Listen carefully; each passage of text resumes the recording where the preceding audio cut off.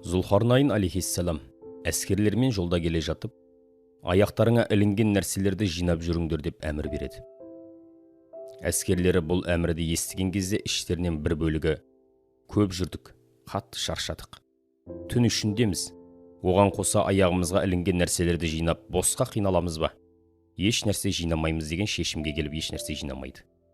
Екінші бөлігі: қолбасшымыз бұйырған екен, әміріне бағынайық, аз ғана болса да жинайық, өйткені қолбасшыға қашанда мойынсыну керек деп аз ғана жинайды.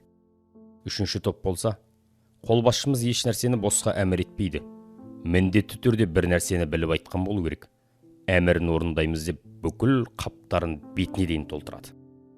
Таң атқан кезде бүкіл армия түнде алтын қойнауынан өткендерін түсінеді. Аяқтарына тиген нәрселердің алтын екенін ешкім аңғармаған болады. Сонда әмірді тыңдамай еш нәрсе алмаған бірінші топ: қап, неге алмадық? Қолбасшымыздың сөзін неге тыңдамадық? Ең болмағанда біреуін алғанымызда ғой деп өкініп қалады. Екінші топ болса өз-өздерін сөге бастайды. Қап, біраз тағы алуымыз керек еді. Қалталарымызды, қаптарымызды аузына дейін толтырып алуымыз керек еді.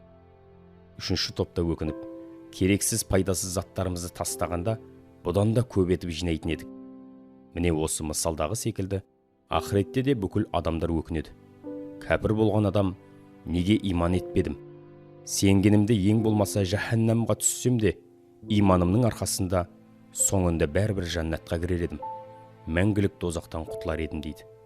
Мұсылман болғанымен сауабы аз болған кісі: бұдан да көп сауапты істер жасауым керек еді, бұдан да көп нығметке қауышар едім дейді. Мұсылман болып сауабы көп болған кісі болса: қап, бұдан да үлкен дәрежелерге көтеретін көбірек ғибадат жасауым керек еді, көбірек садақа беріп, көбірек ораза тұтып, көбірек сауап жинайтын амалдар жасауым керек еді деп өкінеді екен.